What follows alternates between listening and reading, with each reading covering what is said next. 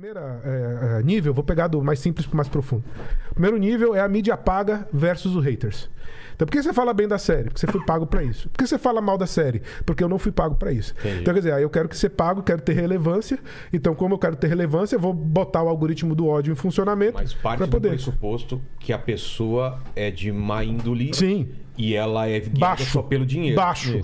Esse é o mais baixo. Exatamente. Esse é o mais baixo. Você está pressupondo... É o mais baixo. Quer lucrar em cima do negócio. É o mais baixo. Ou seja, eu não tenho minha opinião. Exato. Eu sou pago para falar bem ou falar mal. É o baixo, é o mais baixo. É o nível mais, assim, simples do ponto de vista até humano, né? Assim, no fundo, é mais é um xingamento de quinta série, né? Quer dizer, então, esse é o elemento baixo. Tanto de um lado quanto de outro. Quer dizer, são atitudes, né? A segunda atitude, que é uma atitude um pouco mais danosa, eu acho, e a gente pode entrar depois em desdobrar cada uma delas, mas é a atitude do lacrador e do fascista moral. Então, por exemplo, tem que ter elfo negro? Por quê? Porque realmente é importante a representatividade, não sei o quê. E a história? Não interessa, o importante é ter representatividade. Não, mas e o que a adaptação? Eu vou adaptar alguma coisa de alguma coisa. E esse de alguma coisa que eu vou dar, não é importante. O importante é ter as pautas que eu acho importante ter ali. E do outro lado, o fascista moral. Quer dizer, tem aquilo ali, mas o negro não pode interpretar elfo, porque não pode, a mulher empoderada não existe. Quer dizer, aí se mostra racismo e machismo de fato contra um desprezo pela arte em busca de uma militância social. Exato. Esse é o nível também que existe, que a gente pode perceber. O terceiro nível, que aí é um nível que eu acho mais sofisticado e, inclusive, maior de conversar, que é o problema de uma obra como o Tolkien suscita, que é uma obra que toca em valores fundamentais, que é a dimensão política. E aí eu vou pedir uma licença para... Por exemplo, a gente tem hoje no mundo, como civilização, uma digressão mais ampla, a falência da globalização neoliberal. Essa ideia de livre mercado, de livre circulação de pessoas, bens e serviços, entrou em colapso. Total. Né? Então você tem duas grandes tendências de civilização, né? Que a gente pensa em líderes mundiais e projetos de poder. Primeiro, um estado de bem-estar social global. Como aconteceu com o crack da Bolsa em 29 lá em Nova York, que depois do liberalismo criou o estado de bem-estar social keynesiano, e aí você tem estado de assistência social, maior controle, vamos fazer isso globalmente. Que é a ideia do globalismo, a estrutura de mecanismos de verificação de políticas familiares, políticas ambientais, políticas relacionadas à produção, que vão obedecer uma pauta internacional que vai tirar, digamos, uma certa soberania dos países. É um projeto que existe em determinadas instâncias políticas que a gente pode ver. O segundo projeto que é antagônico a isso é o projeto do nacionalismo populista. Não deu certo o liberalismo, vamos levantar a fronteira. Vamos pedir esses imigrantes aqui, vamos fazer o controle, não vamos mais obedecer a Bruxelas, não vamos mais obedecer a determinadas plataformas da ONU e vamos voltar para o nosso país, a nossa nação, aquilo que importa.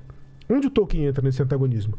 Por um lado, você pode dizer que o Tolkien representa uma determinada cultura europeia, e só essa cultura europeia, e todos os outros que não representam essa cultura europeia são os orcs, são aqueles que são tirânicos. Ou seja, os nacionalistas chamam os globalistas de Mordor e Sauron, e os globalistas chamam os nacionalistas de pequenos ditadores, de Sarumans, que não querem se abrir para o mundo, não querem fazer os grandes valores universais, que não querem fazer um grande conselho de Elrond, né, com todos os povos diferentes. Exemplo concreto disso.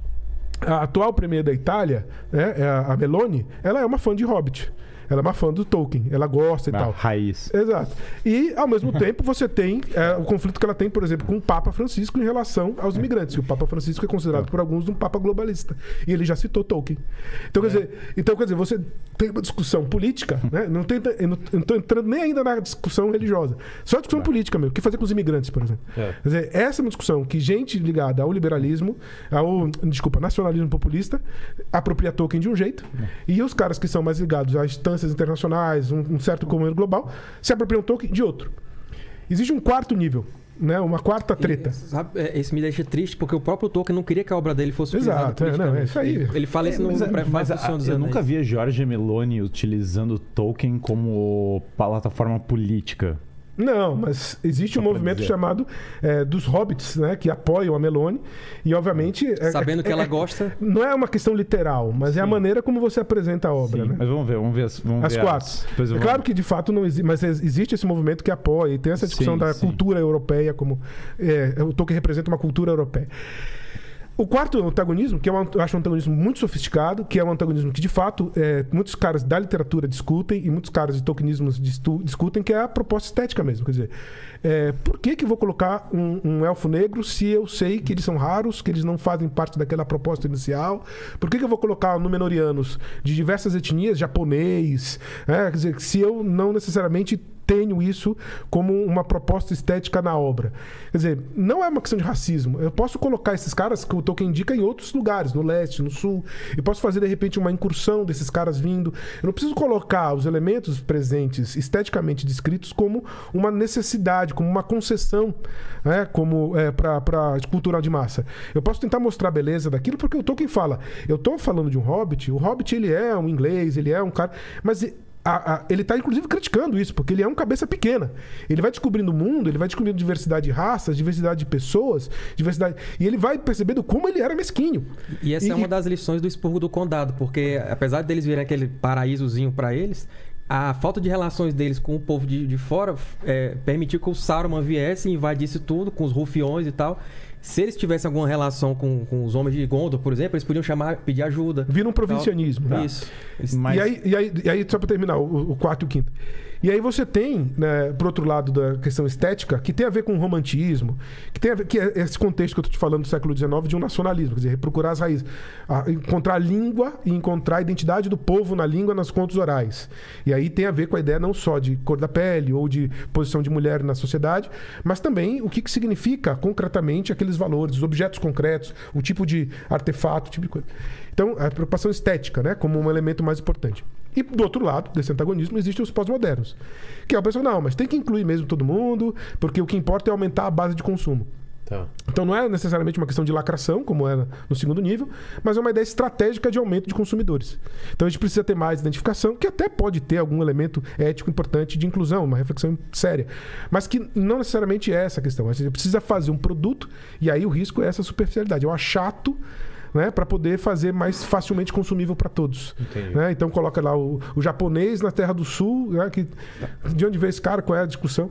Então não existe, simplesmente a presença dele já é suficiente. Então os pós-modernos, né, que tem essa ideia estética mesmo de pós-moderna, de uma mistura de coisas sem nenhum determinado compromisso com uma tradição estética. É um outro antagonismo que a gente encontra. Né? E o último antagonismo, que é o antagonismo que eu acho mais doloroso, que é a captura do catolicismo do Tolkien. Em que sentido? Por um lado, você tem o que eu chamo de inclusivistas e exclusivistas. O que são os inclusivistas e os exclusivistas? Inclusive, isso é uma tradição que vem desde o final do século XX, que na igreja até hoje está sendo feita, né? Do ponto de vista de pastoral.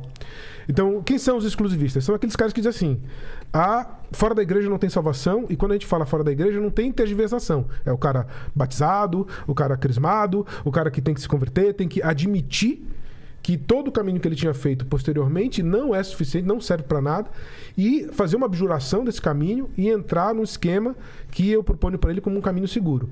Essa atitude pastoral entende, por exemplo, assim, não, se você não se converte para o ensinamento dos elfos, do Elrond, de não sei o quê, você não tem ligação com Deus.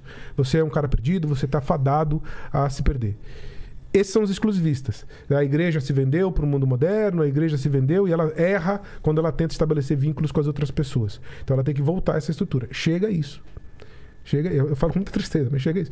E por outro lado, você tem um elemento inclusivista, que é um elemento que entende que toda uma discussão, por exemplo, das sementes do verbo de São Justino, né, de Roma, quer dizer, a ideia de que nas outras filosofias, nas outras civilizações que não conhecem o Cristo, você pode encontrar elementos do Cristo, elementos que, aí é muito parecido com o que o Campbell vai trabalhar, quer dizer, outros padrões de realização, não de graça divina, porque é uma revelação exclusiva, mas de realização humana, né, de virtudes humanas, da lei natural, como a gente chama. E eu posso encontrar elementos ali que podem ser desenvolvidos a partir do contato com o Evangelho. E isso você tem o Anchieta aqui no Brasil, que vai traduzir do Tupi, quer dizer, você tem uma tradição que vem desde o início do cristianismo. E nesse sentido, o que seria? O Tolkien, a providência age além dos elfos. A providência age além dos homens. A providência age, inclusive, além dos Valar. Porque os homens e os elfos são criados fora do conhecimento dos Valar por Eru único. Então tem coisas que a gente não sabe. Mesmo o representante máximo da tradição, os santos, tem coisas que eles não conseguem perceber que é a vontade de Deus de Eru. Então isso também pode acontecer. Veja, esses 5 antagonismos que a gente encontra, como eu falei, não representam pessoas, representam atitudes. É claro que você pode não gostar da série e não gostar, né, do Tolkien e não ser um fascista, ou você pode não gostar, você pode gostar da série e não ser um lacrador. Entendi. Entendeu?